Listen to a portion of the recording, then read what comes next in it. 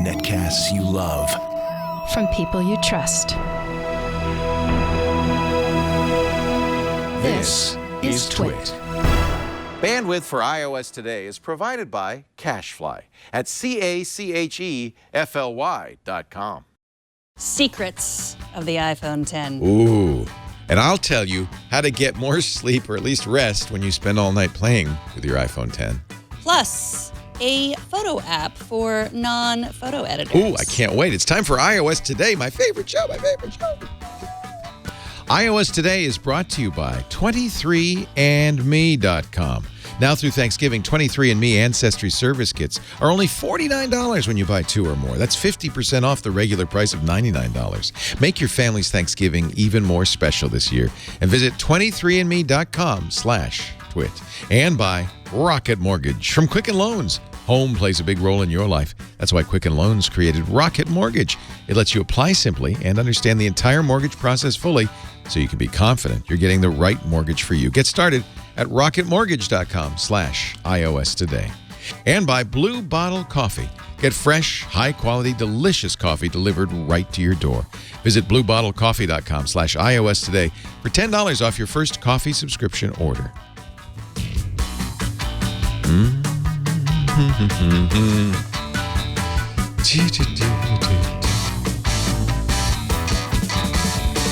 The new iPhones are here. The new iPhones are here. We just said that a month ago, it feels like. Yeah, I think those are old-fashioned. Those iPhone 8s were as old as the hills. As old as the hills. Welcome to iOS Today, the show where Megan Maroney and I talk about the iPhone, all of the iPhones, not just the 10, the iPad, all of the iPads, not just the 10.5, the Apple Watch, all of the Apple Watches, not just the red dots, and Apple TV. Anything with iOS in it. Oh, you got your Apple TV. Have I you set did, it and up I yet? love it.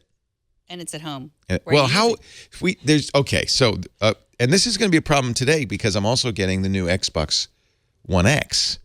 Both are 4K devices. You need a 4K TV, right, Ian? 4K TV with HDR. John, what is the resolution of this fine TV? 1080. Basically 1080. And what is the resolution of the video that people at home are watching today?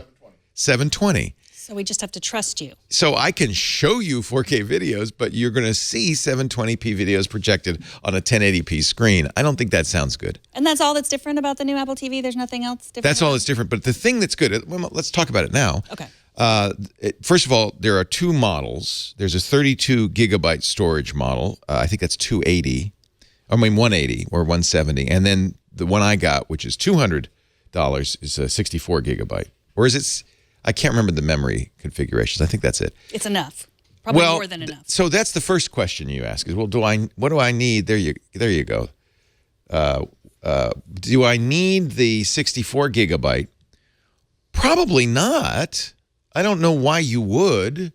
But on the other hand, when you look at it, you say, well, for $20 more, I might as well get all the memory. Right. It's like the large or jumbo popcorn at the movies. You don't store a lot of stuff on your Apple TV. Movies are cached, but the cache gets cleared out as you need space. It's apps, and I know you have installed a lot of apps, but you don't really use apps that much, right? I mean, maybe Flappy Bird or something once in a while. You play Crossy Road or something, but mostly the Apple TV's for watching TV. So I think probably most people could save a whole $20 and get the 32 gigabyte version, but I got the 64 because it's only $20 more. Apple's so smart. But one of the things they do give you, one of the kind of the freebies, is if you've purchased TVs and movies in the past on your Apple TV, and of course, if you did, they would be at best 1080p high def. They automatically will give you an upgraded version for free. Nobody does that. Normally, you have to pay more for a 4K version. So I was watching 180. That's probably the one you should get. Save the $20. Buy another movie. No, he says no. I'm going to pay $20 more. Why not? Why? Because it's more. It's better. It's twice as good for $20. Why not? So Deadpool, for instance, I had bought Deadpool in 1080p. Looked fine, but I have a 4K and more importantly, HDR, high dynamic range TV.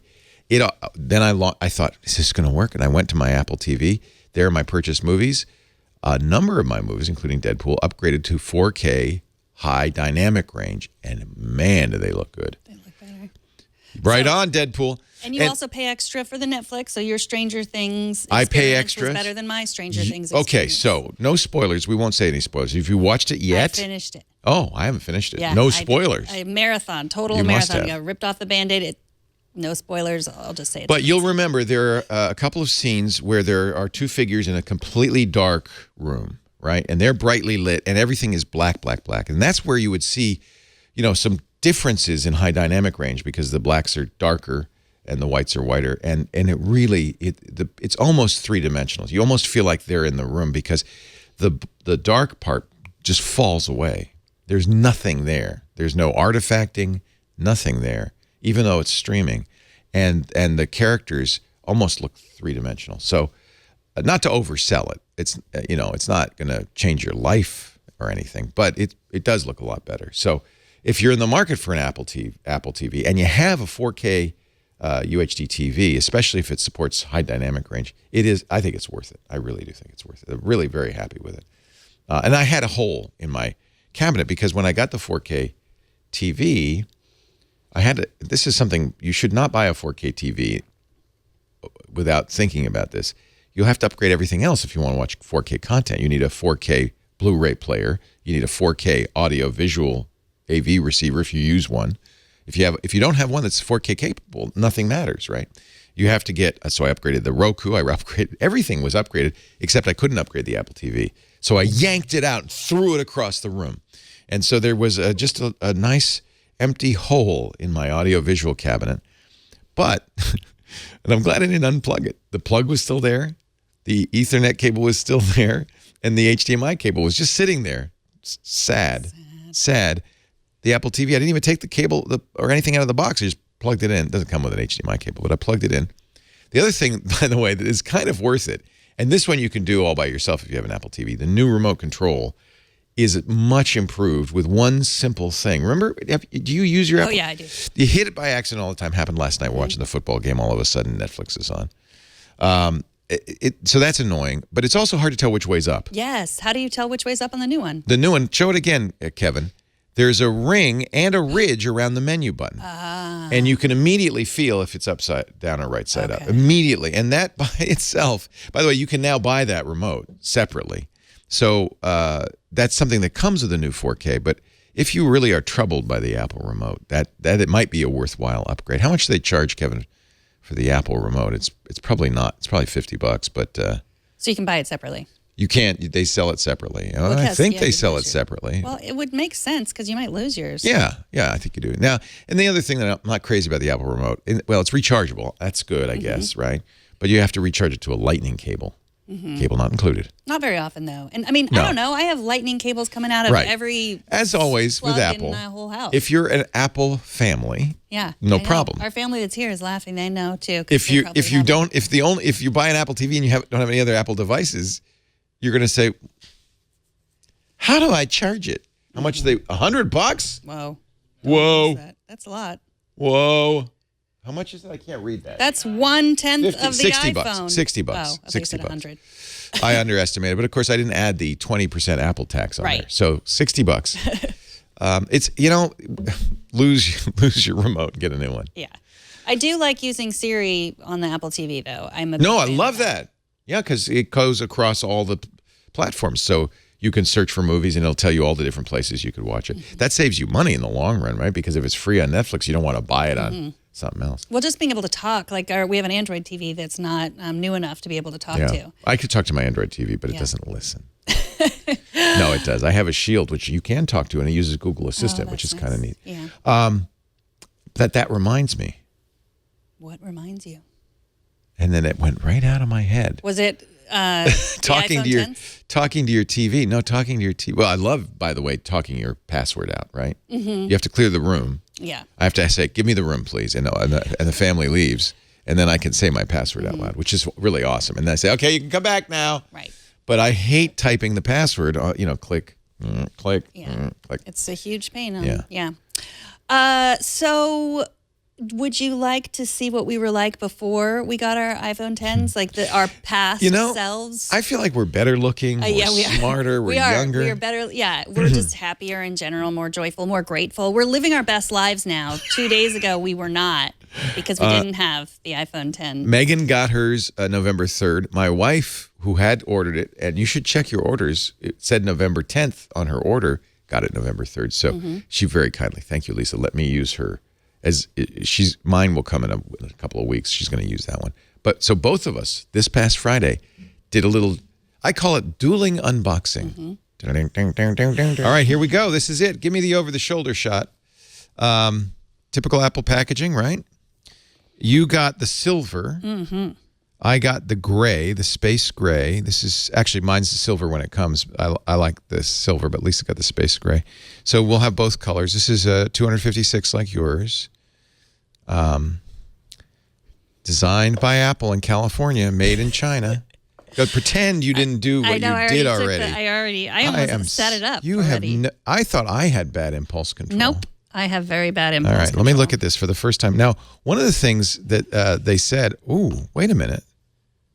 Is this space gray? No. No, that's the silver. You got silver too. Yeah, it's white on the back. It's the sides that are silver. Okay. But this is the space gray. This is the old-fashioned iPhone 8 that came out, I don't know, like So, Lisa, I thought you got gray, ago. but you didn't. You got silver. Did you know that, Lisa? Yeah. Oh, okay. She has good taste. Do you guys talk at all? No. Okay. She switched. So this is interesting because people commented this feels like the original iPhone. So I thought I brought out the original iPhone, and you're right. It's because of the curve on the corners and the curve on the screen. And Apple is actually at pains to say that this is a 5.5-inch screen, even though the corners are curved and cut off a little bit of it. It's thicker. It's thicker than the iPhone 8. It's kind of heavy in the hand.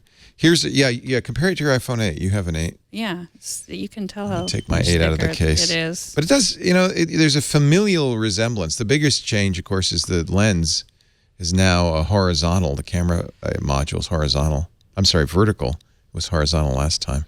So yeah, bigger screen than the iPhone 8, but much smaller in the hand. Much more like the, this is the 8 Plus, much more like the 8 or the 7. And yeah, so shall we, okay, let me peel that off. You know what I'm going to do is I'm going to put it right away. I'm going to put it in a case. I feel like the chrome on the side is going to get very fingerprinty fast. Yeah. So maybe even get scratched.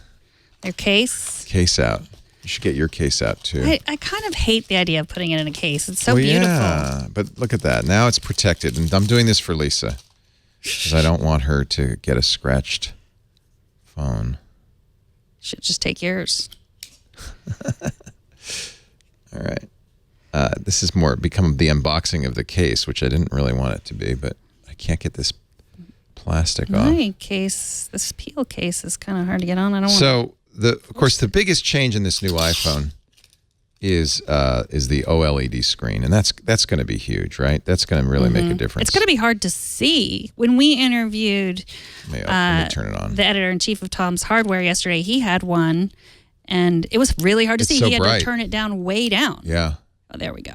So this is using the new eSIM. So I'm not sure how I'm going to activate it.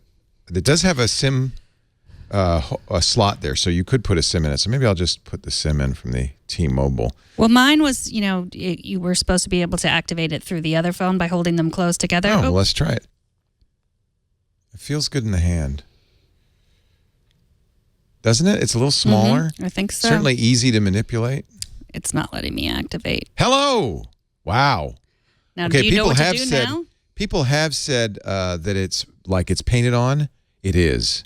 That is remarkable. And by the way, it doesn't have that blue tint that people are complaining about with the Pixel 2 XL's OLED screen when you tilt it at an angle. It's just rock solid and crisp.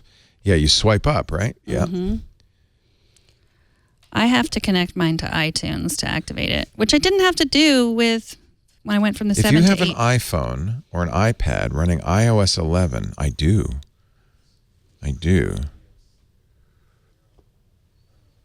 Could you show mine? I'm trying. Thank you. Let's see what happens. Okay. If you have an iPhone, bring it nearby to sign in automatically. That's what I did. How near? Like that? Try turning it off and turning it back on. That helps for me. What? Turning what off and on? The other phone, the The 8. X? No, the 8. The 8? By the way, it's pretty well charged. It's already seeing LTE somehow. I don't know how. So you think I should turn this off? Yeah, that's what I turned it off and then turned it back on, and then it showed me that graphic like the Apple Watch with the swirly dust. Oh. Right, So that's how Alex it is there. pairs. It pairs with the swirly dust. All right, well, I'm turning it back. I turned it off. Let's turn it back on. This really, I have to say, this screen is beautiful. It really You know is. what's nice? That it doesn't have, for those of you who've used OLED screens from Samsung before and other companies, those really pop in a weird kind of very hyper-real way. This looks, and this is really Apple's, what Apple's goal was, to use that true color and really make it just look good. It does. It really looks painted on. So do you have to actually put them together like so? I don't know. I don't remember what I did. I'm rebooting. Comes in the case with the usual accoutrement. Apple stopped the plastic packaging for the headphones. These are wired Lightning headphones. There's a Lightning to Type A USB cable, and of course a plug. Let me just look real close at this plug, and I'll tell you the wattage. It's 1 amp, so it's a 5-watt charger, which is, I think, normal. And you All right. mentioned the dongle, right? Let me log in real quick. And it comes with there is a dongle in there? Dongle Good. in the box. I demand a dongle. All right, because of course we don't have a headphone jack. Swipe to open up. I did. But these are Lightning headphones. Quick so. start. Bring it nearby to sign in automatically. Bring it nearby. The message- Oh. Okay. Set up new iPhone. Yes. Hold your new phone up to the camera, and it's doing. You're right. It's doing that thing. Right. Boy, is that bright, huh? What if other people see that thing? it saw Can they it. hold their phone up Too to you late and for log them. into yours? Enter the passcode of your other phone. I'm going to do that off camera. That's as far as I got, and then it wouldn't. Setting up activate. your phone. People have said, I saw on Twitter, the activation servers today are a little hammered, as you might expect, if Apple's delivering 1 million or 2 million or however million phones today. So we just have to hook it up to iTunes. Wah, wah. Well, I'm crossing my fingers. Okay. In order to complete the activation of your phone, please use another phone to call T-Mobile. Really? Really? That's what I need to do? All right. Well, that's about it. That's about it for the unboxing, I think. I don't think we're going to go much farther there. I think it's pretty 'Cause exciting. I don't think you want to sit here while I call T-Mobile. And besides, This Week in Enterprise Tech is champing at the bit. There it is. I put it in the case. That's pretty. You like yours? I love it. I have to say, I'm pretty darn excited about this. I've already forgotten about the notch. What notch? Yes. I didn't even exactly. look for the notch. Really? You're right. You don't see the notch. No, you just see the beautiful screen. I don't know about this case. I feel like it isn't the right color. It's the wrong color. You Yeah. want clear You do. because it's such a beautiful thing. It's a thing of beauty and a joy forever. What I usually recommend that people do, and what I did before I left home, is take your previous iPhone and back it up with iTunes. And what I like to do with that is I like to turn on encryption, because that way it'll back up all the passwords as well. It's a much faster process than trying to do it to iCloud over the internet, over Wi-Fi. So hook it up. It probably won't take long. I have about more than 100 gigs on my phone. It took 10 minutes or so to back it up, I guess, because I've been backing up all along. And then I'll take the new iPhone. Once I activate it with T-Mobile, I'll take it and I will connect it to the iTunes, and it should just copy right over. All my folders will be there. All my apps will download, and should be ready to go. The first thing I do is take a Snapchat, usually. Is it? Of you. Well, Of the new phone? yeah. But you can't use your new phone No, yet. I'm using my old phone to take a Snapchat of you. Immediately you see on the lock screen camera and flashlight, and a number of people complain a little bit about that because the camera's always been there. You just swipe over. It'd be nice to be able to reassign these, but they aren't reassignable. Let's see. All I can do right now is turn on the flashlight. Oh, you can't take a picture? I can't even turn on the flashlight. I can't do anything. It won't let me do anything. That was the most uninspiring unboxing ever. But you know what? On Tuesday, by iOS Today time, we will be all set up. We'll have lots of tips for you. And we will. In fact, you know what? Megan and Leo are ready for us right now. So we'll send you back. To future. The future in iOS Today. Thanks, everybody. Welcome back to the future. Aren't we? Don't you see how smarter and younger? Like you got your eyes fixed? I got my. I don't wear glasses anymore. Yeah, it wasn't. You didn't even. The iPhone fixed your eyes. The iPhone 10 has changed my life. It curled my hair. I'll be honest. I wanted to hate this phone. I really, and I'm going to be frank about this. I wanted to find fault with it because it's so expensive. The ones we have are $1,150 plus tax. And that's outrageous. You know, well, crossing that $1,000 line was kind of the Maginot line of phone prices. And I really wanted to be able to say to people, "Oh, good news. This is flawed. You don't want it. Stick with your less expensive iPhone 6S, 7, 8. Any of those would be just fine." And truthfully, they are. But aesthetically, this is such an improvement that you're going to eventually. This is the future of the iPhone, isn't it? The iPhone 10. I think so. I didn't want to not like it or like it. I mean, I'm with you that I thought that maybe there would be something terribly wrong. It couldn't possibly be worth $1,000. But if you have $1,000 and you want it, it's absolutely worth it. You know, I even feel guilty saying that. Tim Cook says it's just a cup of coffee. A few coffees a week. Well, it is. It's $22 a month, right? I mean, no, it's $30 a month. No. It's more like $60 a month. But that's $2 a day. Some people will give it to you for $30 a month for 4 years, for sure. Like some plans will, which is a lot. Actually, you know, if you do the financing, it's not much more than paying for it outright over that 2-year period. Anyway, that's a decision you have to make. All we really can say is whether the claimed features work, whether you know, and there's it's still early days. We haven't had it that long.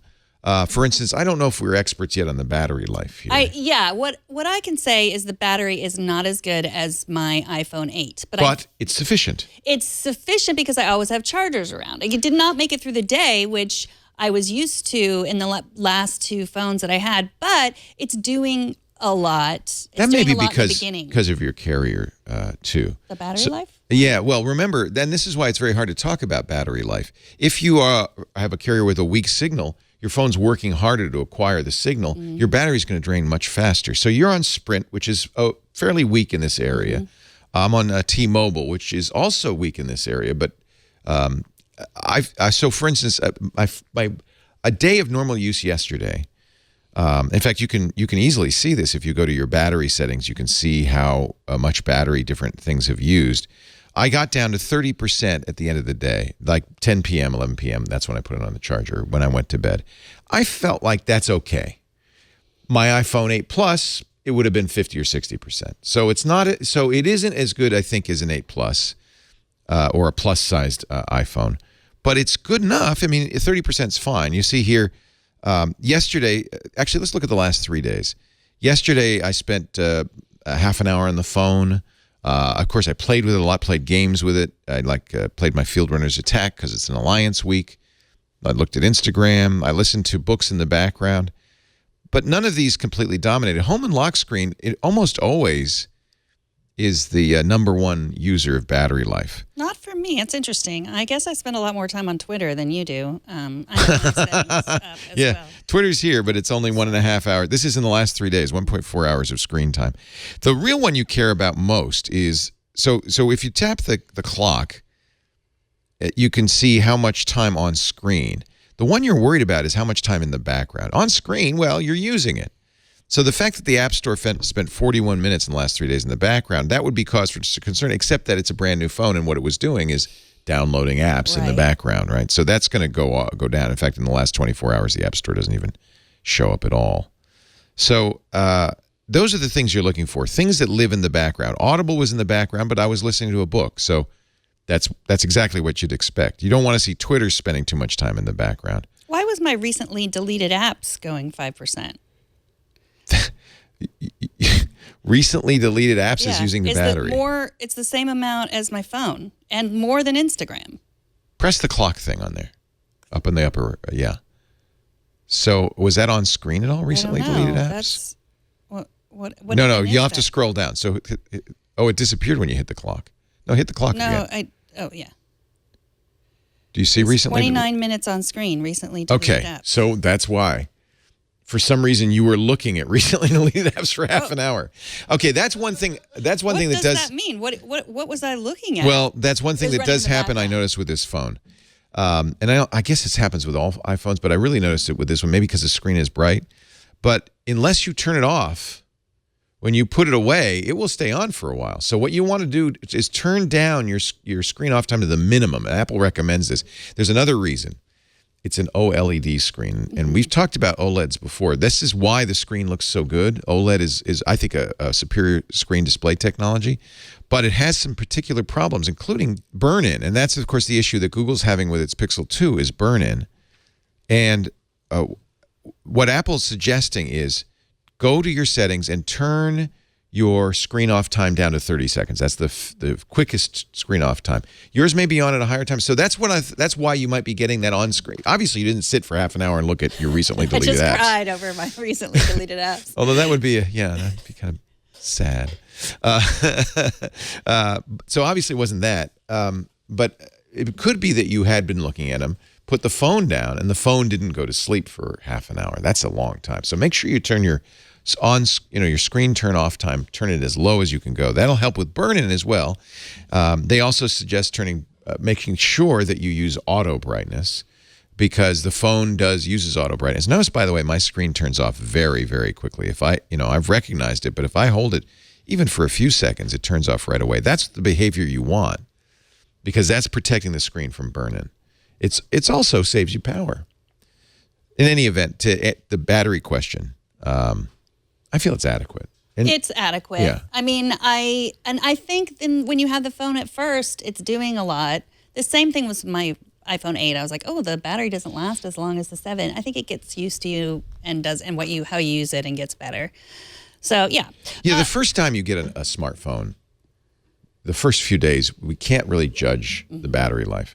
And that's why I didn't like it that Apple only gave many reviewers one day, because you're doing more with the phone in the first few days. You're up in the middle of the night just looking at it and saying, my precious. You are. One thing that you can get used to in first few days is the navigation. I feel like it's second nature now. I don't miss the home button at all. Do you miss the home button? Yeah, that was one of the concerns people have. Apple now has 3 different user interfaces, one for an iPad, one for older iPhones, and now one for the iPhone 10. And anybody who uses all 3 devices, as we do, has to kind of rejigger it. This is going to be, I believe, this is going forward the future of Apple iOS user interfaces, and I'm glad. I think it's actually a great user interface. Let's show you a couple of user interface tricks, shall we? So, number one, because there's no, by the way, I love Face ID. We'll talk about that in a second. But because there's no home button, swiping from the bottom is the new home. Mm-hmm. If you're in an app, there's always a little light bar at the bottom. Swiping from the bottom exits the app. So if you're if you're on page 3 and you want to go back to page 1, swiping from the bottom. There's a second swipe from the bottom that is actually kind of useful. Now, at first I thought it was swipe and hold to get to the recents. That's the new way to get to the recents. But a listener told me, and I wish I could remember her name in the chat room, that actually there's an easier way and a little faster. Swipe halfway up and go off the side. Oops. Go off to the left. Go off to the right. And actually, if you go off to the left, I guess it would work. Yeah. Yeah. So there you go. That's actually even better. So go off to the left to see. Does it work reliably? No. I've been using it pretty reliably. Yeah. It just do like, okay, let's see. So. Okay. Yeah.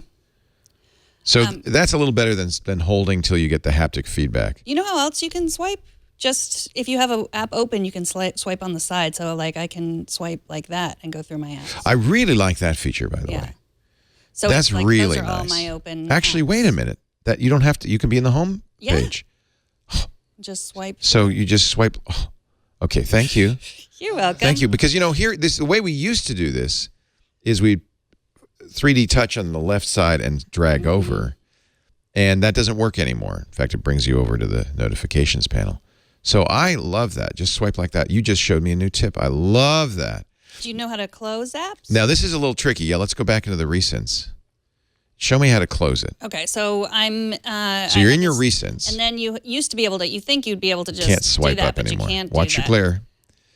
Okay. So you have to touch and hold, and then this will come up. And so you can press that to get rid of it, or now you can just do the swiping Yeah, and close which everything. is much more natural. But we should remind everyone you don't have to do this. They're not. Well, although, in fact, besides I don't know if Apple said this or people just are speculating. You shouldn't be doing that. Whoa. And so making it harder to do that is Apple's little, right. you don't want to do So you're using more battery life by doing that. Yes, don't. Let Apple manage it. Swiping off recents is unnecessary. I see people do it all the time. Because it's fun. We've talked about it. It's like Don't need to. Don't need to. maybe in that's fact- where all my battery life. It does is use going. up battery life. Not because you're swiping away it uses battery life, but because you're closing those out. And then you have And to it put uses more battery life to reopen them. Apple's really good about taking background applications and putting them away. You don't need to do that. In fact, most of the cases, those are just images. They're not even running applications in the background. Let's see. So, now there's a whole bunch of new physical button things. For instance, since we don't have a home button to press for Siri, you just press the physical button and Siri launches. Whoops. Or actually, press it short and the screen goes to sleep. Press it a little bit longer and Siri launches. And it's the same one where if you hold it, you continue to hold it, Siri will continue to listen to what you're saying until you let go of it, and then she'll be baffled. And I like that. Who, me? Yeah. So, That's a good answer. yeah, who, me? You talking to me, buddy? I love the new little Siri animation thing down there. I don't know what that means, but I love it. If you want to turn it off, though, you're going to say, well, wait a minute. If I press and hold, what about the swipe to turn off? No, Siri, nope. So you have to do this now to turn off. You press two buttons on either side. It doesn't matter if it's the up or down volume. You just press and hold both. Now, beware, because it's not just going to be slide to power off. You now get the emergency SOS, which will whoop an alarm and then give you a chance to it'll either automatically call 911 or your next of kin if you're dead. And then the other one, and boy, this is a really good tip, medical ID. Fill that out. Because first responders understand, if you've passed out on the sidewalk, they take, I've been told by first responders, the first thing they want really is a number to call, a contact. But they can tell what medications you are on. It's like a medical alert bracelet, what issues you might have. Are you allergic to antibiotics? Things that they need to know to give you help right away. So if you haven't filled out the medical ID, go to the health app on your iPhone and fill that out. Very useful tip. And now, if you're a first responder, you know that what you do is you press and hold both sides and it pops up right away and you can check that medical ID. That is very, very handy. It's also how you turn it off. There's a new DFU turn off too. That is the firmware update that is, if your phone really gets bricked, and it's as always, it's a complicated process because they don't want you to do it automatically. So my suggestion is go to imore.com and they have a step-by-step walkthrough on how to do the DFU if you brick your phone. It's probably something you're not going to need. Want to know another feature? Love to. Are you not going to do a portrait, are you? I did a portrait selfie. Oh, that's right. You couldn't do that Portrait before. selfie, but Yeah. you couldn't do that before. And now my ego is completely sated because Thanks to the notch. So The notch makes that possible because while it doesn't have dual cameras, I guess it has enough information from the infrared camera, the infrared light, the dots. Do you have the video of Megan setting up her Face ID? We used some sort of special filter it's on the screensavers. to see. Maybe we don't have it We here. do have this though. Very spooky. Let me show you Face. Should we do the Face ID? I hate to do it, and I'll tell you why. Why? Do you want me to do it? It resets it. No, you don't. You shouldn't have to suffer this. I've gonna reset do it a couple times because, as you know, I tested Oh, my yeah. twins. So Face ID, which as you can see is very quick. If it doesn't work, and I've noticed this, that sometimes in new situations like studio lights, or maybe there's a microphone, or I'm not wearing glasses, or I've got a wig on or whatever, it won't work. So you swipe it up. We'll do it again. Oops. So it's not unlocking, right? So I swipe it up, and you'll enter the passcode. And it's my sense, and I can't prove this, but I think it's true, and I think I can, at least in my experience, it's true. It will now say, oh, so it was you, and add the data points from that new environment to your Face ID. It has gotten better. Mine's gotten a lot better. It gets better. Yeah. So, for instance, I would get up in the morning. By the way, it works in black, in pitch dark. I've tried it in concert lighting. When I went to the Bruno Mars concert on Friday, worked great. I've tried it at night in bed. It works because it has an infrared light as well as an infrared camera, so it's illuminating your face invisibly. But there are some situations like at night when I'm looking like this that just didn't recognize me the first few times. So you can actually train it if you want. If it's not recognizing you, do give it the passcode, and it will slowly over time get better. I really like that. So here's you do. Now you don't see that in the real world. That's the infrared light flashing, and you see the dots. You don't have to move that slow. No, this is a slow-mo. But you see the dots? They're painting your face. So that's going on. You don't see it because it's all infrared, which means it's below the threshold of a human sight. There's the dots. So it's projecting all those dots. It's mapping your face. Now you mentioned your twins. Mm-hmm. I tried it on them. They are identical, and one of them put their face in it, and then the other one was able to unlock it with his face. Now they have very different hair, facial hair and hair. Mm-hmm. And Apple said from the keynote that this would not work if you had an identical twin. It's been proven. It's not like we blew the cover off of their security. I mean, it's the shape of your face, and their face is similar. So there's a story in the press too that brothers were able to unlock their phone. So be aware that if there's somebody in your family that looks a lot like you, that person may be able to unlock your phone. Although I suspect that'll get harder and harder as the phone gets smarter and smarter with Face ID. I would think so. And you can only, you can only put one face in there. So I put their face in, took it out, and then put my face back in. But what you can do if you are a twin, and you see your evil twin coming towards you, you can disable Face ID by pressing all three of the buttons at once. So that immediately disables. You just, I guess it's already. And as always with an iPhone, you will be asked for your passcode at least once or twice a day, either because Face ID failed or because you haven't done it in a while. And you should, so choose a passcode that's a good passcode. That's, of course, your ultimate line of defense. Unfortunately, they only allow you 6 digits. I wish they would allow more, or a longer passphrase. It would be more secure. But so pick something that you can enter quickly that you remember. Don't make it 00000 or 6 ones, but you will be entering it a lot. And I think that that's a good thing, because as you enter it, you are training. Every time you do it, that Face ID fails and you enter it, you're training it. And I think that's really good. At first I thought, oh, you mean I have to do Face ID and swipe? And that's kind of annoying. See, it's unlocked. There's that padlock is what tells you that it's unlocked. But I still have to swipe up to get into my applications. And so that's a little bit annoying. But what I've noticed is Face ID is so fast, I'm not even aware of it anymore. So really, it feels like you're unlocking your phone by swiping up. That's how you get into your phone. And so that's not bad, right? No. The padlock, is your indicator that it's recognized you. If it doesn't unlock, then it hasn't recognized you. And I've turned on, it's actually on by default, you can turn it off, that it needs my attention. So let's look at that real quickly, because if you're saying this is taking way too long, or it's way too in the accessibility, and I mentioned this before on iOS 11, always look into accessibility in the settings, because there's stuff in there that even if you don't need assistive technologies, you will find very useful. Face ID and attention, you can say, turn this off. If you turn this off, Face ID will unlock your phone even if you're not looking at it and your eyes aren't open.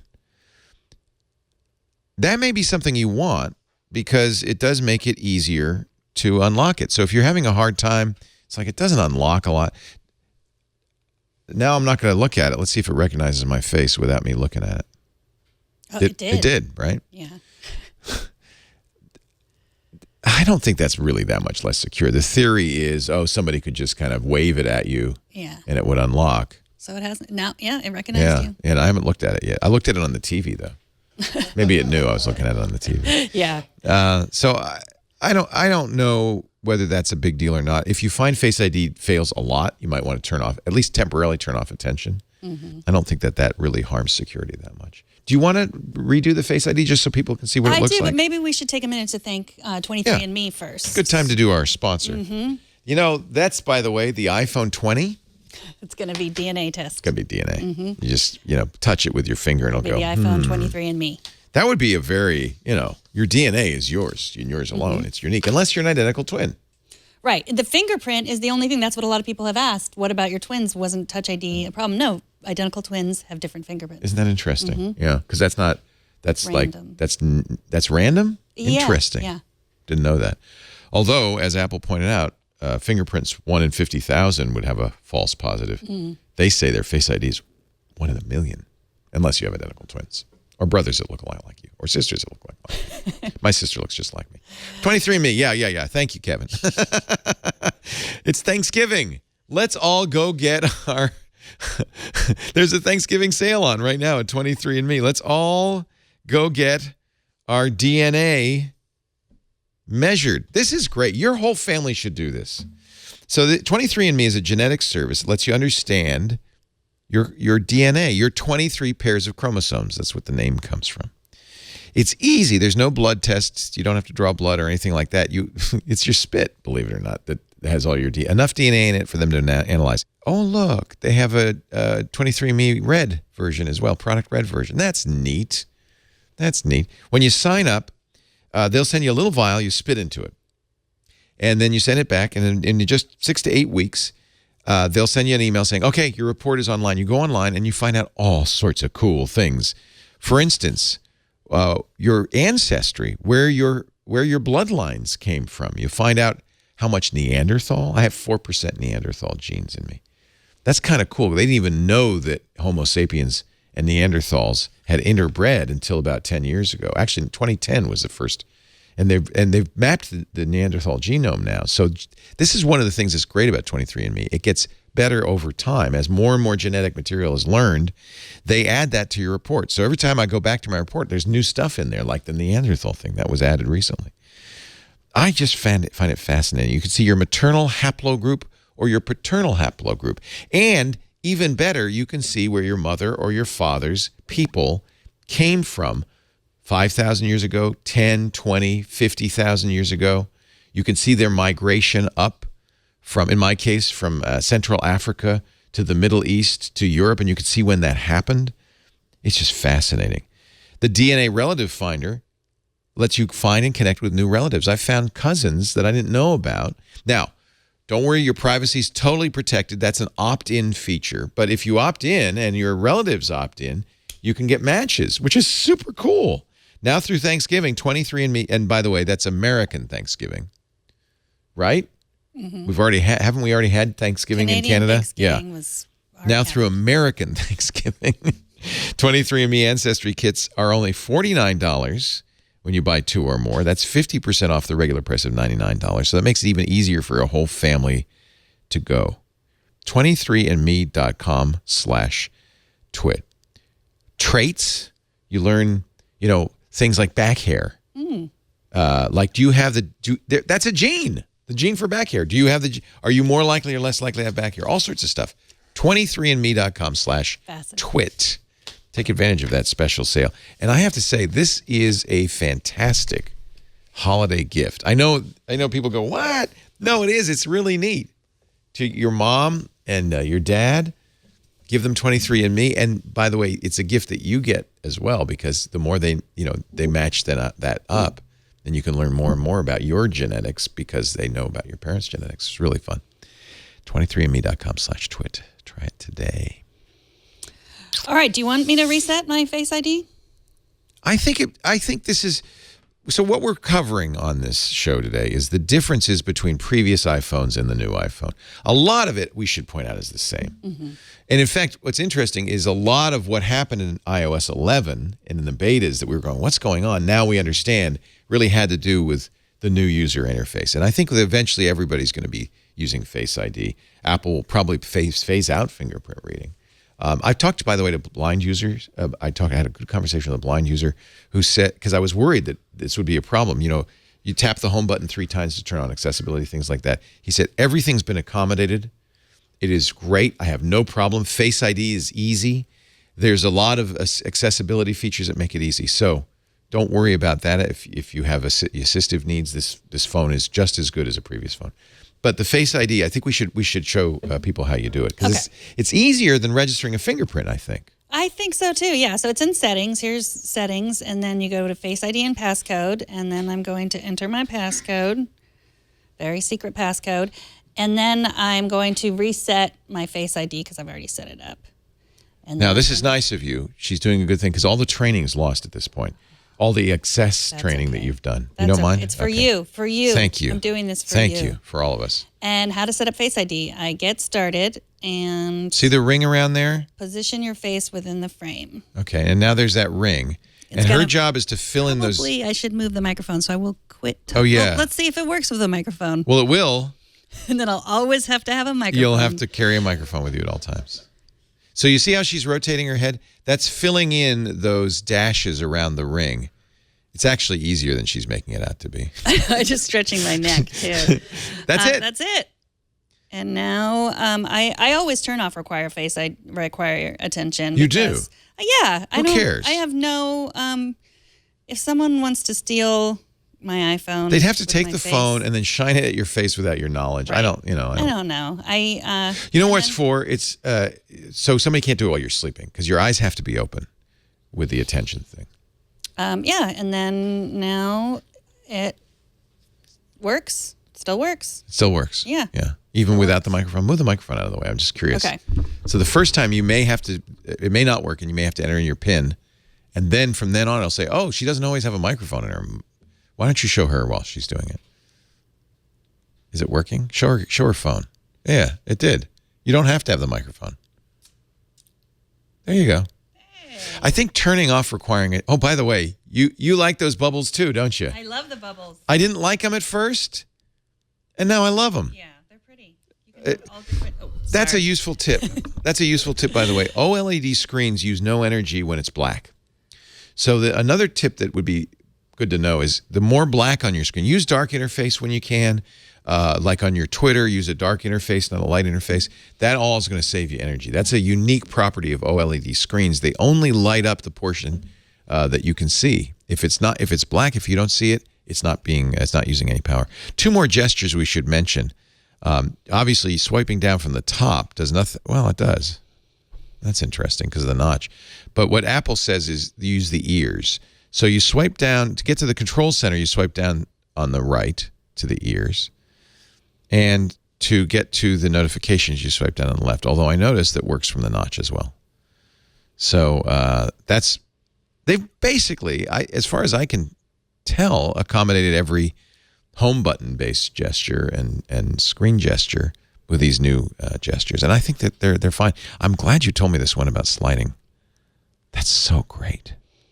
Just slide at the bottom. I didn't even know about that. This is, I would argue, much more much more useful. It's time to play Field Runner's Attack. Right, John? It's not time. Yeah, it's time. Have you already installed it on that phone? Oh, are you kidding? Please. By the way, there's an example of the portrait mode on a. They say it has to be a human, but it works with dogs, right? Mm-hmm.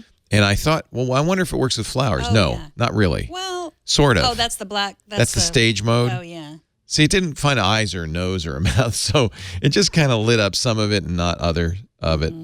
It kind of worked there with the flower, but what I found is half the time when I took a picture, the background was in focus and the flower was out of focus. It works best with people, and I think it works really well with people. It works best with Lisa or Gilbert, my dog. Yeah, look, this Gilbert portrait that you took, this Yeah. I've seen so many good dog portraits lately. Yeah, because they're the only ones that will pay attention to you. Are you ready for the final, most useful feature that is unique to the iPhone 10? Yes, but you're using your iPad. Well, I want you to hear the audio, too. Okay. It's called Animoji Oh, yeah. Karaoke. I told you about this on Saturday. I know, and I didn't believe it till you told me. This is actually our friend Harry McCracken claims to have invented it. We have lots of good links that I already put in there if you want to find them, Kevin. It's difficult to do. We have Harry's. We have the Star Wars. Which one are you looking for? That's perfect. That's Blue Suede. Blue Suede. But that was before he Hooked on a Feeling. figured out. In the beginning, we thought we could only use 10 seconds because that's what you. Well, that's true. In iMessages, it will cut you off after 10 seconds. Right, but all you have to do is record your screen. Right. And then in other play words, it for using the whole song. Don't record an iMessage. Right. Because as soon as you do, it'll cut you off. Just do it, but use the screen recorder. But then you have to get all the user interface out. Here's somebody. This is I think one of my favorites. Somebody made. Well, you'll recognize it. I see a little silhouette of a man. Scaramouche, Scaramouche, will you do the fandango? Now this is a lot of work Yeah. because you have to do each part separately, Right. and then use a video editor to cut off the extra stuff. Most importantly, you have to avoid your mouth sounds being heard. No, that's not okay. I'll show you the trick on that. Because you record the music separately. Yeah. So let me show you the trick on that. Okay. When you're making these, let me go to a message. We'll create a new You message. can send a message to me. I don't even need to send. Oh, I Right. do, don't I? No. Well, you don't need to send it. Well, I don't No, know. but I have to have a person in there. Yeah. That's too bad. What's your name? You already had me in there. We've sent messages. Okay. So now I tap it and I say pick the. Now these are the ones you can pick from, which aren't. Frankly, I'm a little disappointed that Apple did so few. There's a monkey. There's a robot. Don't you think a lot of Kitty work cat. was involved in trying to map people's. No. A dog. Snapchat gives you more than this. An alien. A fox. I'm thinking that's chocolate flavored soft serve. Sure. There's a Do the pig. The pig is the best. You like the pig? Yeah. All right. Bring your face into view. And now you see, if you hit record, you'll be limited to 10 seconds. But if you turn on the screen recorder, you won't. It's watching your face. This is the stupidest use of the most sophisticated technology ever. Blow up your cheeks. Blow up your cheeks. I'll huff and I'll puff and I'll... You should show the Animoji when I'm doing that. I'll I huff don't know. Both are funny. and puff. So anyway, Show the Star Wars one by Derek Duncan. I feel like there would be more use if they would give us more choices. Maybe they will. This is my favorite one. This is like, The Tonight Show. They had the actors from Star Wars singing this, Wow. and then he matched it up. this is what happens when you have a lot of editors. So the cat, of course, is Ray. Wow. No, the Tonight Show didn't do this. Derek Duncan is Oh, he did dude. it to get the Tonight Show to Well, play the it. The Tonight Show. I think we have the video too. The Tonight Show made a video on Afterwards. YouTube. No, in 2015 when Star Wars came out. So that's the point. Is that, and I was going to show that one feature. Yeah. Is when you record, you can turn off the audio. So when you're sending an emoji, notice where's the. I thought I could turn off the audio. Can I not turn off the audio? Darn it! I didn't want that. I thought there was a way to turn off my sound recording. What's that? You don't have Why to are we show watching this. a Burger King ad? You don't have to watch it. Stop it. We have to listen to it. Well, I. Hey, Megan, do you mind? Okay, now talking we here. can see. Well, I thought you were trying to. That's what I. That's what Got this it. is. All right, I understood that. Okay. You didn't have to show it. Okay. So and that's the point, is that when you make one of these, you record it without the sound. Oh, another tip, when you're receiving these, and you can receive them on any device, including, by the way, on Android, because it just sends a movie. But when you receive it on an iPhone, audio is muted, as it probably should be. But notice there's, and I had to explain this to somebody, there's a little icon up here. Hey, Megan, do you mind? Okay, so I didn't want to zoom in, but there's a little audio icon that turns the audio off or on. So if you don't hear any sound when you get an Animoji from your close personal friend and you could strangle them for keeping sending you Animojis, you can turn the audio off if you want as well as on. It defaults to off. You can't send that if you have to send it as a video to an Android person. I think it does. Does it do it? I don't know. Does it do it? Doesn't do it? It wouldn't send it to Jason when I tried. But you can save it as a video, which is nice. So if you go full screen, you'll notice you have the share sheet, and you can send it in other ways as well, Yeah, let's including try AirDrop, Telegram, Snapchat. So there's plenty, all the things that you have share sheets for, because what it does is it turns it into an MP4, a video. It's annoying. Yeah. It's really annoying. Yeah, it won't let me send it to Burke. I think Animojis will go away It soon. did let me send it to Burke. Oh, the well. first day it didn't let me I send it wonder to what Burke will be getting. Will he it be might getting an animated pig? No, he just gets the pig, I think. Sad. Okay. We spent way too much time on the silliest feature in the iPhone 10. I don't know. All right, you know what we need to talk about? All the fun and games. All fun and games until you can't write the letter I anymore. Now, does this happen to you? Because that doesn't happen to me. It did happen to me. Several tweets I embarrassingly sent out. The I turns into a question mark. And Well, what happens is a capital I turns into a capital A with a icon that says this is a Unicode character I don't know how to represent, which is a box with a question mark in it. So if you see, and I see it all the time on Twitter and other places, capital A with a question mark icon, that's why. Yeah. Well, I was messaging with our old friend Nate Oliveris Giles, who now works at Apple, and I just messaged him and I was like, oh, I love this phone so much. And then he messaged back, I do too. And it came out with the question mark A. It's unknown who gets it or why. Yeah, but I don't get it anymore. I got it for a few days, and it was only in Twitter and Twitter DMs, and then it disappeared. And you had the suggestion to do the This auto is Apple's text. suggestion. So Yeah. Apple's fixed. They said that we're going to patch this eventually, but until then, use autocorrect and set up a autocorrect for capital I. So yeah, that goes. You can do that in keyboards. Where's the keyboards?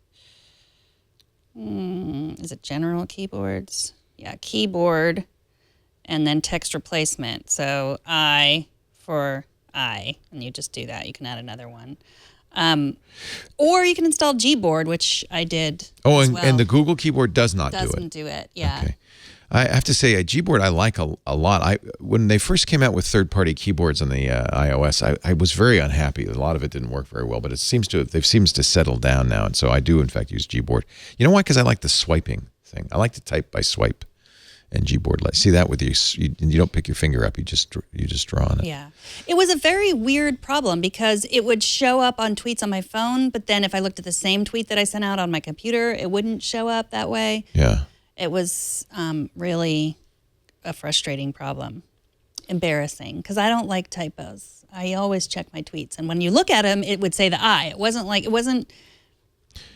would appear correct, and then when I posted it, then it would change it to wrong. So there's a lot of speculation, but they think it might have to do with the emojis somehow. It's just a weird. I think they're going to come out with a $2,000 phone that lets you use the I. That's going to be. One of the reasons it came up a lot is there was a Twitter meme where you would use autocorrect to write your biography. You start with "I was born" and then you just let autocorrect fill in the rest of it. But everybody was typing "A question mark was born," and it was like very strange. Yes. What else can we say? I think that's. Oh, one more thing we should say. Don't break it. Yeah, most breakable phone ever. Easily, and people have already shown that, you drop it once, it's got a glass back, a glass front. The cheapest repair is the glass front, $270. Any other repair, including the back, is going to be more than $500 to fix. So either don't drop it, keep it in a very tough case, or get AppleCare Plus. Now, I don't, as a habit, buy AppleCare. But it turns out you can buy AppleCare pretty easily after the fact. I don't know how long this lasts for, but what you'll be doing to start it off is you'll be entering your serial number. Let me. It's in general and about. Okay, so now you can go away from it because I'm going to get my serial number here. Eligible for AppleCare? No. Oh, maybe because I already bought it. That's probably why. But what it'll do is you bought AppleCare? no, I didn't. I went through this. You bought the phone. I bought the phone, and after you buy the phone, you have some time that you're eligible for AppleCare.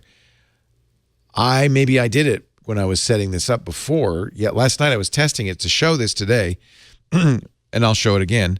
Eligible for AppleCare, valid purchase date. If all of that is a check mark, it will send you a link, and you open the link on your phone. It texts you a link which you open on your phone, and the phone actually tests itself. In the past, to get AppleCare after the fact, you'd have to bring it into the Apple Store so they could say, all right, because they don't want you buying AppleCare after you break the phone, right? So they now can send you a little diagnostic that checks the phone. Oh. That was what I was going to show you. And then so you can buy AppleCare completely online without having to go into an Apple Store. Except that I had some problems, and I think that now maybe I'm not eligible.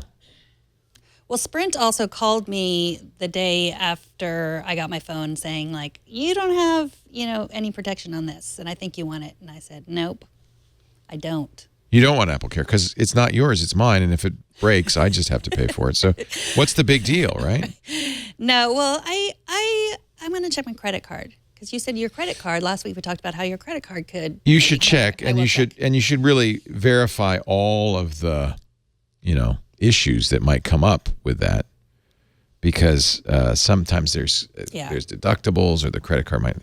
It's going to text me, so it actually sends me a link, which is a weird link. Diags. Okay.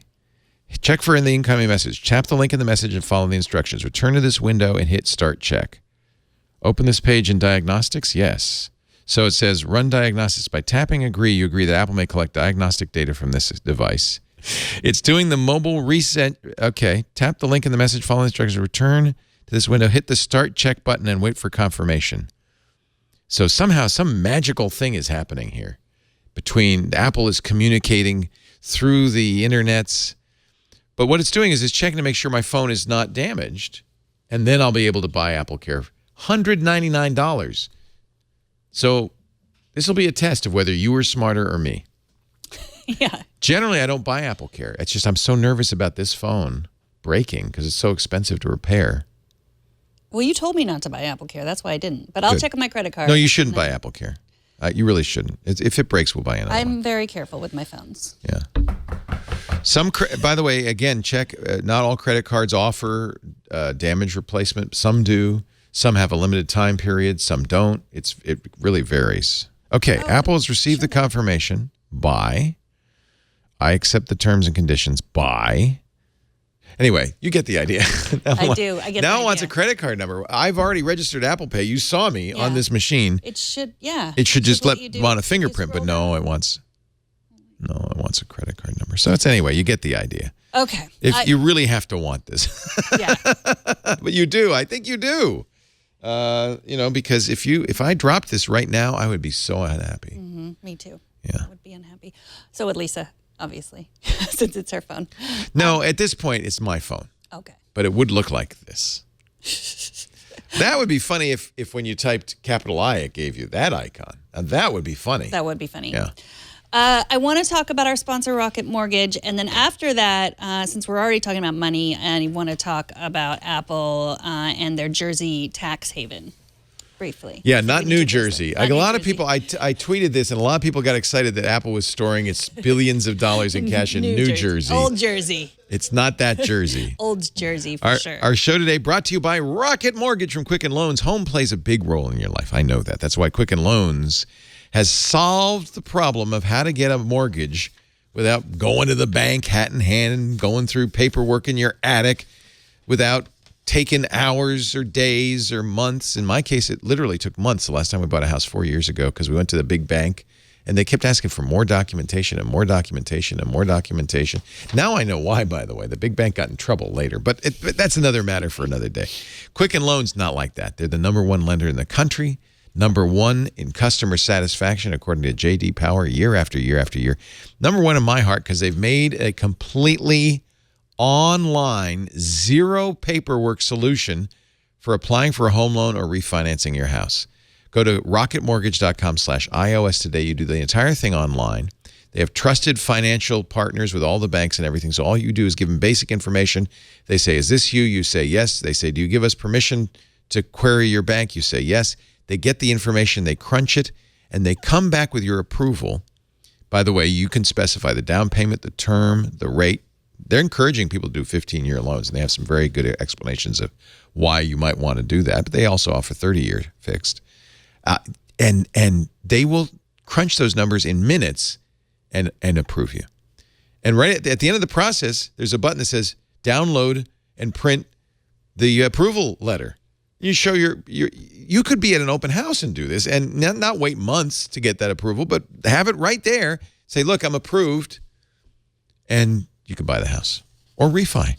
It is awesome. Apply simply, understand fully, mortgage confidently. Rocket Mortgage, equal housing lender, licensed in all 50 states, NMLS, consumeraccess.org, number 3030. And you may not be buying right now, but bookmark this so that you'll be ready when you do. rocketmortgage.com/iOS today. We thank them so much for their support. And you better believe I'm not going to the big bank next time. It's a lot easier than setting up Apple Care after. It actually is. It is. That was harder. I don't want it anymore, Apple Care. You should buy it when you buy the phone, probably. That'd be a lot easier. All right, so $236 billion in offshore profits. Now, Apple's response to this is, no, we didn't. But Of course it is. no, we didn't. So this is completely legal. Apple's not breaking any law. But they are upsetting people because, as you know, Apple has a lot of cash. Almost $300 billion in cash and growing fast because they're very, very profitable. Most of that money is not taxable in the United States. It's offshored. This is a legal process. We used to call it the double Irish with a Dutch sandwich. Literally. They would send it through Ireland, and Apple's created a subsidiary in Ireland, and they transferred all the intellectual property rights for things like the iPhone to this Irish subsidiary. Apple says, but we do make stuff there. Well, not much. And that way, all of the income and so they would, for instance, if they sold an iPhone, they would have to pay license fees, a significant license fee to the Irish subsidiary. They would hold the cash. Apple wouldn't have to pay U.S. tax on it. And it got bigger and bigger and bigger. And at one point, the EU went to Ireland and said, you couldn't, that's a bad deal. And so Ireland is, in fact, the EU is fining Ireland a lot of money for tax that it didn't take from Apple. So the Paradise Papers came out this weekend. Boy, the Paradise Papers are the leaked materials from a company called Appleby that does all of this. They're in I think the Canary Islands. They do all this for very big, high-value people who don't want to pay taxes. They set up these tax havens in the Canary Islands, Ireland, and other places. The Paradise Papers, which have been released, now say that Apple has moved, because the double Irish with a Dutch sandwich didn't work anymore. I'm not kidding. That's what they call it. They've moved their money to Jersey, the island of Jersey, just off of England, which charges 0 corporate tax. And so, according to the Paradise Papers, Apple has $282 billion stashed away, completely legally, in Ireland. Now, I don't think really we should say to Apple, well, Apple, you've got to pay more tax than you're legally required to. By the way, they're not the only company doing this. They are the biggest by far, but other companies, many other companies, and other high net worth people do this. But what we probably should do is fix the gosh darn tax laws so that, because you and I, we pay our taxes. Twit pays its taxes. We can't do the double Irish plus the Dutch sandwich. We can't send I'm calling the New Jersey deal the Jersey fudge. We can't do the Jersey fudge we're not big enough. We don't have enough money, and it would cost us a lot to set this all up. And by the way, people find out. But it's legal. So Congress is currently looking at new tax laws. By the way, the new tax proposal would make this even easier. So I think this is a time to write to your member of Congress and say, hey, corporations, is my personal opinion here at this point, corporations should be required to pay the taxes that they owe and not be allowed to use tax loopholes to get out of it. That's a lot of money. Mm-hmm. And they do pay, Apple, I read somewhere, that they do pay more corporate taxes than any other company. Because they make more than any other company. So, so Apple will publish in its quarterly reports its tax rate. All these companies do. And it's I can't remember what it was last time. It's around 27%, something like that, which is, the corporate tax rate is nominally 35%. It's a reasonable amount of money. But what they don't mention is that's on the money, taxable money in the United States. It doesn't include a significant, if you took all of Apple's revenue, including the stuff they've hidden, it would be a much higher tax bill and a much higher tax rate. So yes, it's a little disingenuous of them to say, well, we pay more than anybody else. Mm-hmm. But it's completely fair of them to say we pay no more than we're required to. Right. No, and my tax attorney always say this. Leo, he'd say, pay no more than you are legally required to, and no less. Right. That's a good attorney. That's what Apple's doing. That's why he charges you so much. But I would suggest that maybe Congress should investigate. Yeah. And I think they will now that it's widely known. Right. All right, we have some questions. Wait, let's start with Daniel. Daniel asks, are you or Leo aware of any wireless charging docks that would have the pad for an iPhone 8 Plus, but also have the magnetic puck for the Apple Watch Series 1? I would love to wirelessly charge my 8 Plus, but sadly don't have the budget for a Series 3 Apple Watch. I also just bought a Series 1 last year, and looks like the Series 3 Apple Watch is the only one that works on a Qi charging mat. No, Apple doesn't let you do that. They don't let you, which is unfortunate. They were going to sell something. They will, but I don't know if it will May charge not work with the a Series 2 1 or Series 1 or the Series 2. I think it will. I hope so, but first of all, it's not out yet. And one thing, I've gotten a lot of questions about wireless charging pads. Love and mats wireless and, charging. well, by the way, I use it all the time. It's fine, but if you have a perfectly good charger, like a Yeah, bedside plug charger, it in. it's fine. Like I have the Belkin Valet, which I love. It sits by my bed and it charges my watch. It charges any Series watch, and it charges any iPhone, and it sits by the side of the bed. It's $129, which isn't cheap, so I'm not going to replace it with the wireless charging. Wireless charging is slower. I mean, if you're talking about your bedside table, it's going to charge by if the you're time in a you wake hurry. up. Apple does offer, some companies offer fast charging. I've used the Samsung wireless fast charger with the Apple phone. It does seem to charge faster. It's a high wattage charger, fast charger. So I like wireless charging because you're going to bed, you're drunk. No, I'm not. You but tell your iPhone you love it. you and got then you go to bed, iPhone. I'll set it down, see you in the morning. Let it go to bed And you too. just put it down. I'm starting to see cars. The new Mini Cooper has a wireless charging in the car. I think this is great. Yeah, the Prius has had it for a while, but the iPhones didn't. You had to have an Android Qi is phone. the standard, and now it predates Apple's use of it. But now that Apple supports it, you're going to see QI or Qi charging everywhere, and I think that's fantastic.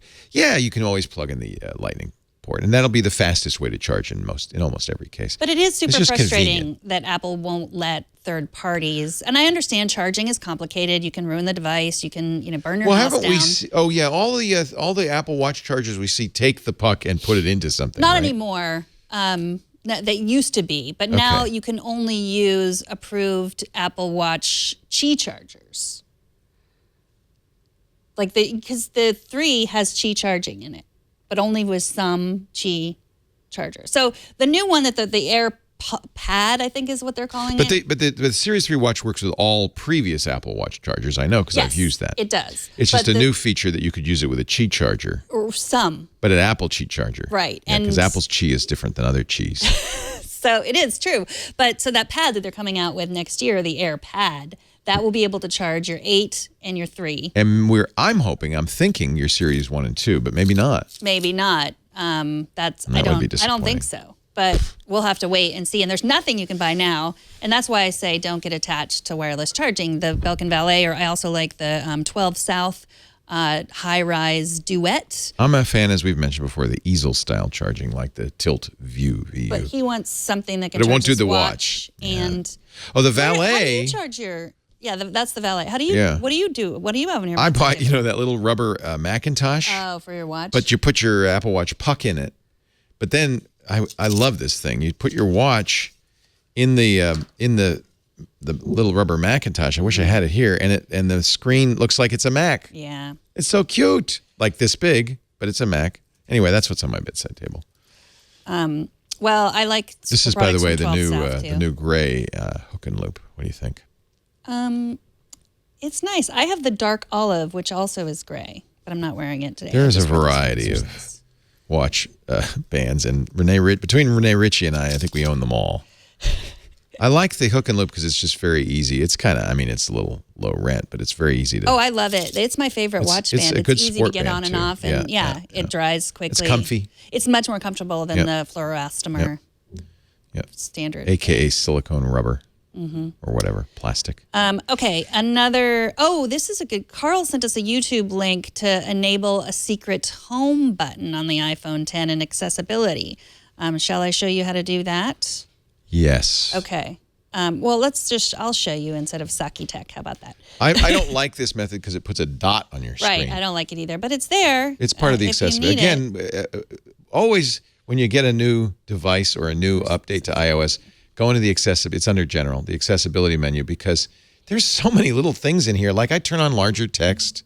I like that. So go to Assistive Touch and then turn it on. And then there's See that dot, which you can there's your position home anywhere on button. the screen. And then you can customize all the actions that you want it to do. But remember, the screen doesn't know about it anymore. Right. You can put it here, you can put it here, you can put it here, you can put it there. You can't actually put it where the home button used to be. You can't? You can. Yeah. I guess that's okay. And you can customize it. Like I said, It's really basically this is the home button. This is all you need is to swipe up to do that. I think, frankly, I'll tell you what. I was skeptical about learning a whole new bunch of gestures. These are so intuitive and natural; they immediately become second nature. I don't think you need a home button. But thank you, Carl, for sending us that link. A-Lock writes, are you using a case on your iPhone 10? I saw your screensavers on 11.4 and your phone looked pink. Yes, it's a case. It is a case. Here it is. This is the Peel case. It's about $30, and it's probably not going to protect anything, as you can see from the sweat pouring off of Leo's head, because I don't have I don't Apple care. Care. You're not going to drop it. I'm not going to drop it. And if you But do, I really you're not like getting it. another phone. So There's, there you go. thanks, Dad. There is not there's not a rose gold iPhone 10, but so this kind of looks like it. And I it's like pretty. it. It's nice. I really would probably recommend a more sturdy case.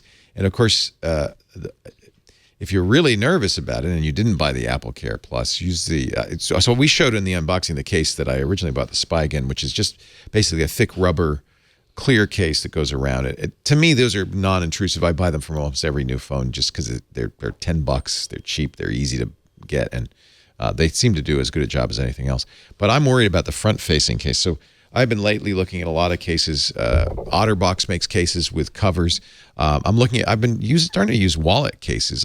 They're pretty bulky, but I like the idea of not having to have a wallet. So in a way, it's less bulky because the credit cards and the cash is in here.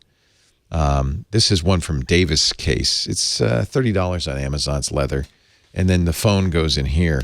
But the reason I like it a little bit better is now the front is covered as well as the back. Everything's covered. If I dropped it, I think this would be as good as an OtterBox probably if I dropped it.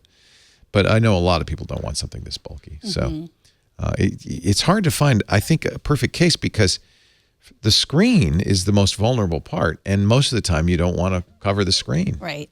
That is true. Don't drop it. Mm-hmm. That's the Peel. There's the Peel. Super thin. They come in many colors, not just rose golds. Yeah. How much protectiveness is that going to provide? It's so thin. I'm not going to drop it and find out. So yeah. Why don't you? Yeah. No. The clear cases, a lot of people make those. In fact, the The one I got was from Spigen, Spigen, and it's on Amazon. But actually, many others make them. They should be cheap. They really should be a couple of bucks because it's just a bit of plastic. Mm-hmm. Lance has a problem. Uh-oh. And do you think we can help him? Yes. Okay. Lance writes, how do you remove iOS apps in a way that they will never be downloaded and reinstalled again? For example, let's say you grew up as a fan of My Little Pony. I know, and you're there's embarrassed. There's a lot of My Little Pony apps Yeah. on your device. But now, as an adult, you don't like My Little Pony and or feel embarrassed about the fact that you were ever into My Little Pony. It's terrible, isn't it? So I have a solution for our friend Poor little My Little Lance, Pony, Lance. if that is your real name. First of all, it's okay to like whatever you like. Here I've gone to all my purchased apps. So here's not on this iPad. Let me find This is one. hard to find. So let's actually back out a little bit. You go to your you go to your account in the Apple Store. Apple Store, and but then the way you do that, you tap your head. Yeah, oops. Tap your head, and that's going to show your account, and then you see purchased. Purchased. We actually answered this question a couple of weeks ago. Somebody wanted to know, how do I see the apps? Or Right, actually, we no, had it was to- on New It Screensavers. was on the new screensavers. How to see the apps that I them. purchased. Yeah. Here's, because it used to be in iTunes, and I Right. can see all my kids' apps too. Yep. Huck twice for some reason. I don't know why.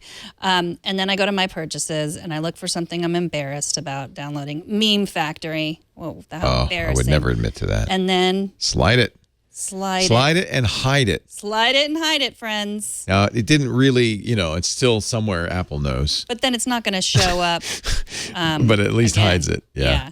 I actually find that very useful because, especially for people who do what Megan does, which is a clean install every time you get a new phone, this purchase thing is the way you would reinstall apps that you knew you wanted, but you don't want to have to dig through a whole bunch of old My Little Pony apps. So, Here comes the hide it. bus. How embarrassing. yeah, hiding those is probably a very good idea.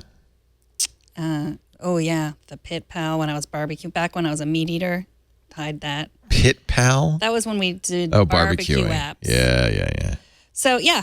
I hope we solved your problem, Lance. Mm-hmm. Are you feeling like you need a cup of coffee just for a pick-me-up? Oh, John. I am. Oh, I always want coffee. And thank goodness we have Blue Bottle as a sponsor. I just want to smell it. Today we're going to drink the Three Africas. I always Smell like- that. It's so good. So here's what Blue Bottle is, all the rage in San Francisco. This is an amazing coffee company created by a coffee connoisseur. And they offer, now you don't have to be in San Francisco to get this great coffee. They offer a subscription plan. And I feel like Mark Maron. isn't it good? Does he do that in his ad? Yes. Let's all have a cup of Joe. Mark, we're thinking of you. Oh, that is good. Isn't that good? It is really good. So I should read you. So this is the sampler. No, actually, this is the subscription. So you get 3 different coffees. You get this twice a month because one of the most important things, I don't know if people really recognize this, it's important your coffee be fresh. The beans need to be fresh, but they also need to be roasted. And one of the great things is as soon as you sign up for Blue Bottle, they're going to roast your beans right before they ship them. Within 48 hours of, you'll have the beans within 48 hours of roasting. So that makes a huge difference. And they are beans, and I got to tell you, buy fresh roasted beans from Blue Bottle. Get a burr grinder. They're not expensive. Grind your beans right before you brew it, and you will have you'll say, what have I been drinking all this time? They will also tell you which grinder to get on the Blue Bottle site. So we're drinking the Three Africas. This is a blend. So they have, and you can choose what you're interested in. They have single origins, like with wine, single origin coffee. This is Costa Rica, Chiripo Regulo de Rivas, which is from the Urania family in Rivas, Costa Rica. They grow this. They buy it directly from them. It is an amazing coffee. Oh, my goodness. Now, you notice this says the roasted on date. We got this a while ago. We've been using this as our demo. So this isn't as fresh as I'd like it to be. But yours will be roasted within 48 hours and shipped to you directly. So you'll have nice, fresh stuff. They also offer decaf. There's the Nightlight, which I like. Nightlight decaf. But if you want a great cup of coffee, and then these are the tasting notes. So the one we're drinking, the Necessity inspires lasting invention. When faced with an impending farmer's market, Blue Bottle founder James needed an approachable blend to delight new customers. 3 different coffees from Africa were particularly delicious at that moment. James is like really a coffee nut. He really is. After tinkering with proportions, a harmonious triad was born. So what we're drinking has 2 coffees from Ethiopia, 1 washed, 1 natural, and then a washed coffee from Central Africa.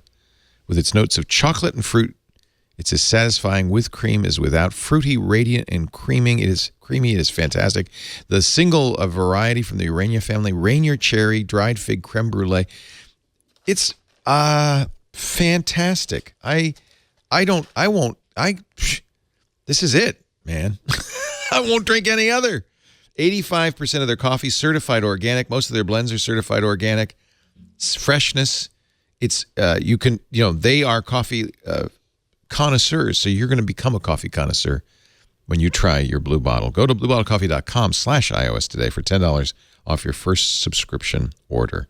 bluebottlecoffee.com/iOS today. And as you can see, they have a holiday store with lots of great gifts that you may be interested in. In fact, this subscription would be the ideal gift for the coffee lover. And you probably, I'll be honest, you probably want to get this.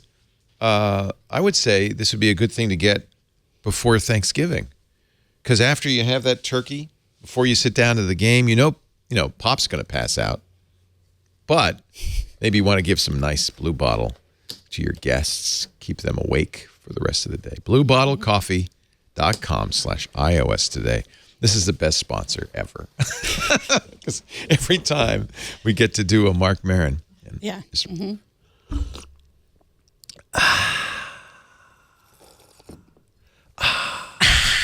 Why are you wearing that silly hat? Oh, is it time? It's time. All right, I'm going to don mine. It's time for our app cap. And our caps were chosen specifically At random. today. No, they were chosen by our guests, our studio guests. You went in our office and... Oh, Ian did it? All right, nice. No, Ian and his Rebecca. sister, Rebecca. Yes. Okay. So you wanted to humiliate us. Is that it? Yeah, okay. I think they wanted to make me look stylish and sporty. I don't know if I can put this on at all. Where's the face go in this one? How does this work? It's got is that a chin strap? Well, you know, I've worn this so many times. Oh, I see. I have to do this. Okay. Yeah, it's kind of, I'm a steampunk pilot, and you're just like, yeah.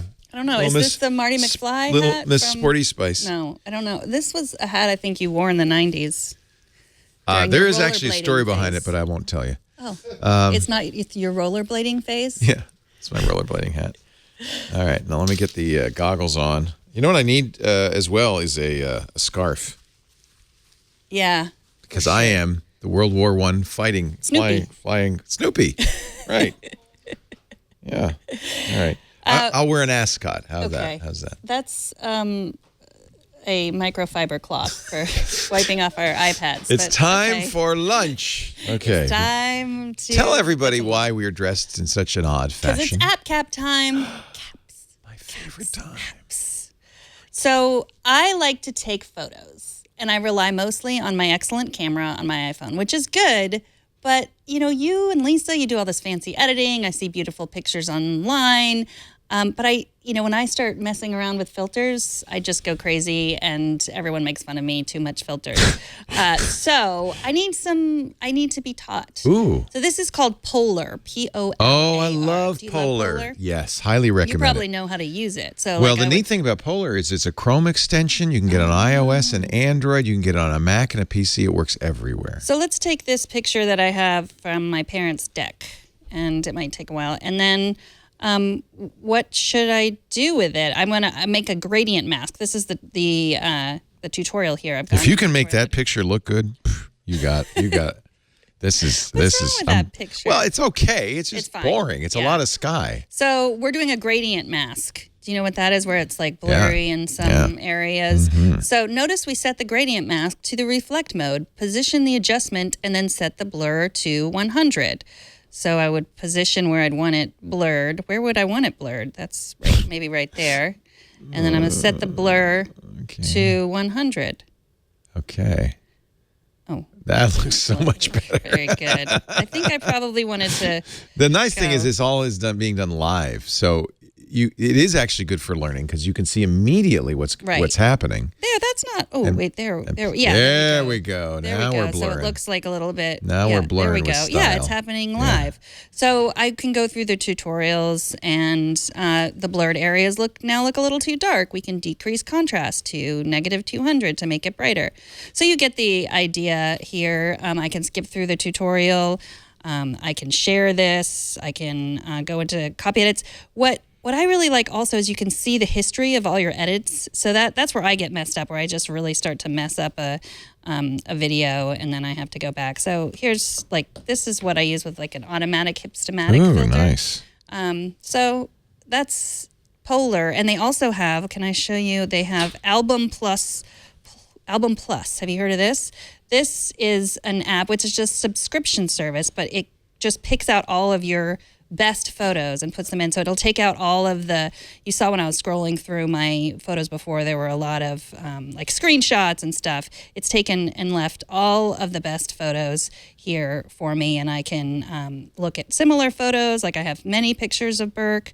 I can see aesthetic ratings. Similar photos are set by Well, ratings. that's kind of nice. That's neat. So Polar, this is, it's free to try. You have a certain amount of time to try it, and then it's a subscription service. And so try it, check it out. Make your pictures of Burke look. That's actually a great picture. I like that. He ate all of those dongles. Dongle soup. Yeah. So Polar, the Polar app, album, it's called. and this is Polar album, and as you said, So there's I guess two separate programs. Got it. Okay. And then you said there's a Chrome extension for Polar. There is, and if you buy it once, I believe you get all the Everything. versions. Yeah, so that's really nice. That is highly recommended, and it's a solution for people who use Chromebooks because it's probably one of the best photo editors available on a Chromebook. It's very good. And I need to spend some more time with the tutorials. Do you think Face ID would work if try it. With my wow, look at that. Yeah, that wasn't me. You can make people smile. Nice. See, this is one thing I don't like about these photo editing programs. The demo videos, I can't ever do that. No. I want to do that. I know. That's why I like the tutorials. I already was learning there. By the way, it does not recognize me. It recognizes me with my hat on. You think I could train it to recognize me? Look at me. It recognized me. Yeah. That's pretty good. But That's you have nice. goggles on. Yeah, you think the goggles? Do not try to do the Face ID with goggles. No, I can't train it. All right, it what do wants you to got? see my eyes. I think that's always the case. Well, our friend Kevin Rose has a new app. Came out right as we did the show last week, but I wanted to try it a little bit before I talked about it. It's called Oak. That must be why you're so calm, because you've been meditating. I'm meditating. So Kevin is, as you know, an app developer. He's very smart. It is a meditation app. I haven't actually used it on the iPad yet because I use it on my iPhone. So we'll start fresh here.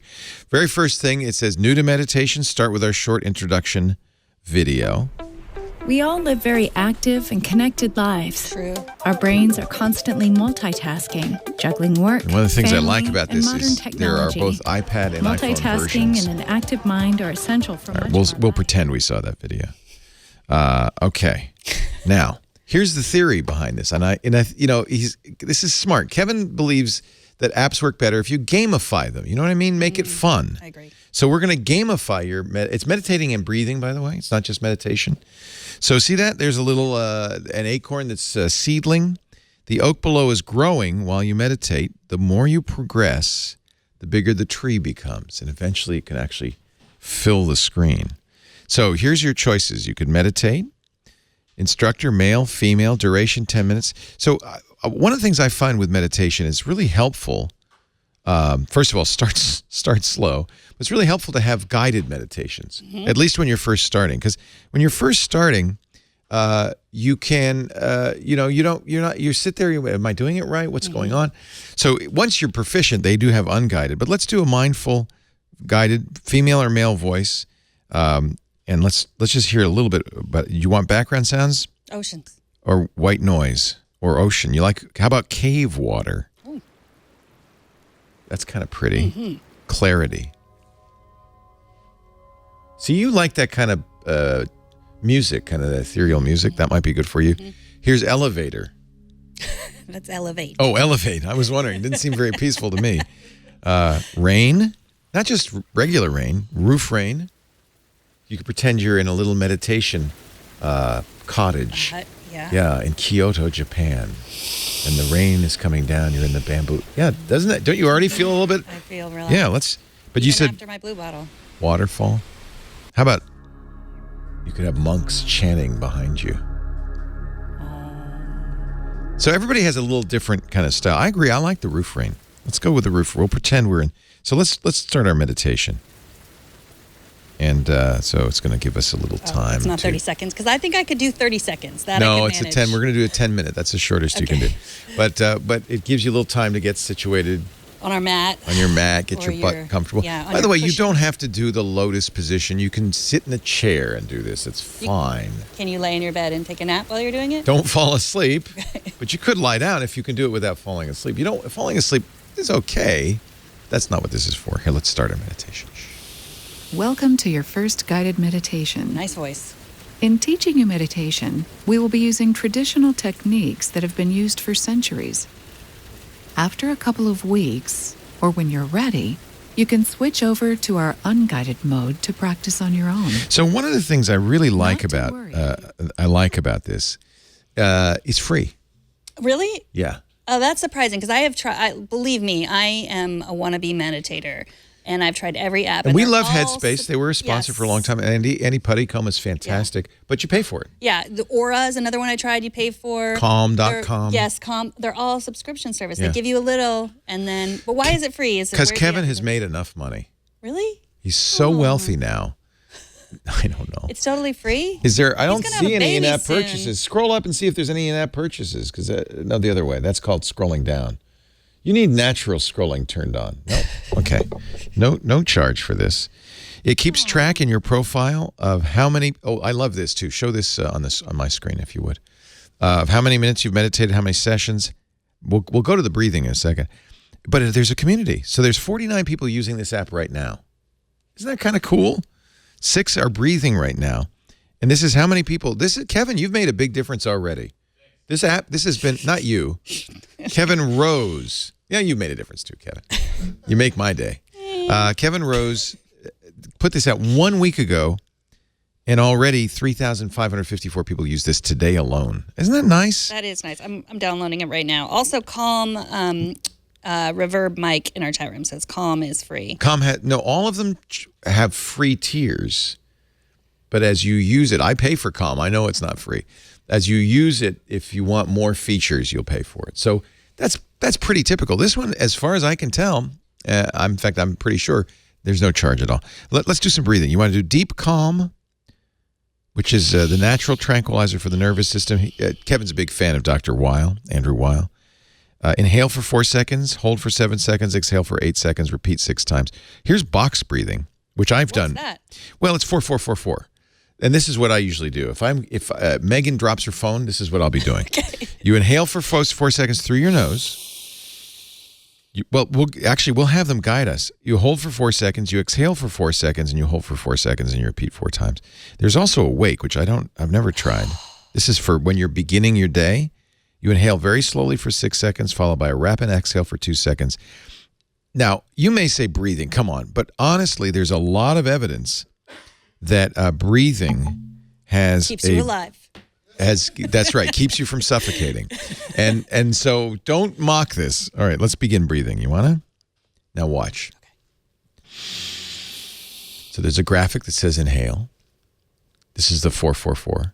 You hold it for 4 seconds and then you exhale. This makes it very easy. There's no speech, but the graphic on the screen is showing you. There's iPhone and iPad, same app. It's a universal app, so it uses a screen appropriately. I don't know if it's going to rotate. No, I don't think it did rotates. once, but Yeah, sometimes it does. I think it's a little much to meditate with your iPad. I feel like it's a little much to meditate with your iPhone, but when I try to do it by myself, like I'll just set a 10-minute timer on my Apple Watch just to go off. All I'm thinking about is how much longer. When you first start to do a guided meditation is the best. And I've done a lot of guided meditation. In fact, I've meditated for years, and I still like having somebody do a guided meditation. It's just helpful. Here's wisdom, and that's, of course, what you would expect. It's information. So there's quite a few videos, actually. I'm pretty impressed. So Alan Watts, one of my heroes, The Purpose of Meditation. He's an early American Buddhist who lived just down the road a piece in Sausalito. Enemies, what does it mean to love our enemies? Excessive thinking and life. So these are lectures from Alan Watts, and then there's the Oak introduction. I suspect there will be more. We'll see. And then maybe they'll charge for those. If I think all the time, that is to say, if I talk to myself all the time, I don't have anything to think about except thoughts. Profound, right? Yes. Actually, there's quite a bit more. This is a 3.5 minute, but we won't play the whole thing. So really simple app, beautiful app.